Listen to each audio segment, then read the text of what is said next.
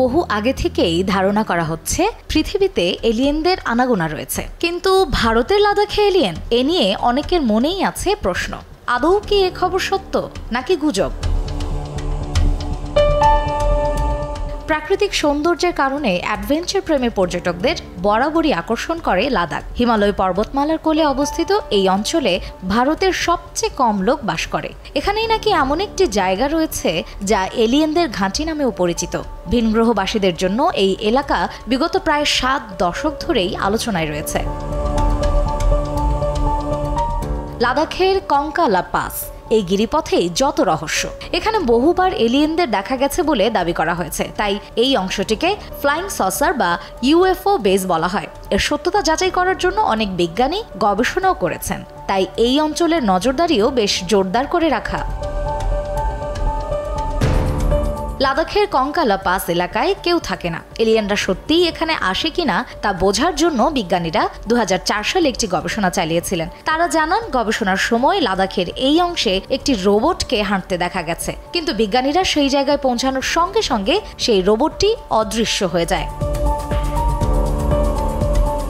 এরপর 2012 সালে ভারতীয় সেনাবাহিনী এবং আইটিবিপি কর্মীরাও একই রকম রহস্যময় জিনিস দেখার কথা জানিয়েছিলেন। দিল্লি সদর দফতরে সেনাবাহিনীর পাঠানো রিপোর্টে বলা হয়, লাদাখের কঙ্কালা পাস এলাকায় নাকি এলিয়েনদের যানবাহন ইউএফও দেখা গেছে। কোনো বিজ্ঞানী বিশ্বাস করেন কঙ্কা বিশ্বের প্রাচীনতম গিরিপথ। এর গভীরতা পৃথিবীর অন্যান্য অংশের চেয়ে দ্বিগুণ এবং এটি এক প্রকার শক্তিশালী শিলা পাথর দিয়ে তৈরি হওয়ায় ইউএফওর বেজের ধারণাটি সঠিক হতে পারে। আবার কেউ কেউ বলেন এখানে এলিয়েন বা ইউএফও বলে কিছু নেই, কারণ এখানে এলিয়েন উপস্থিতির এমন কোনো অকাট্য প্রমাণ পাওয়া যায়নি যার ভিত্তিতে বিষয়টি নিশ্চিত করা যায়।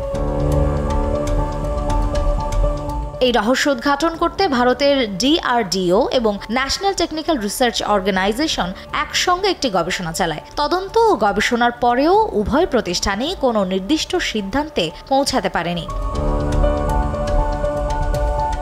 এদিকে কঙ্কালা পাস ভারত চীন সীমান্তে নিয়ন্ত্রণ রেখার কাছাকাছি হওয়ায় সেখানে সাধারণ মানুষের চলাচলে এমনিতেই নিষেধাজ্ঞা রয়েছে।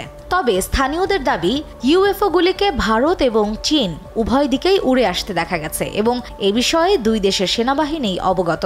কিন্তু আসলেই কি এখানে এলিয়েন বা তাদের যানবাহন ইউএফও এসেছিল? এটি আজ পর্যন্ত রহস্যই রয়ে গেছে।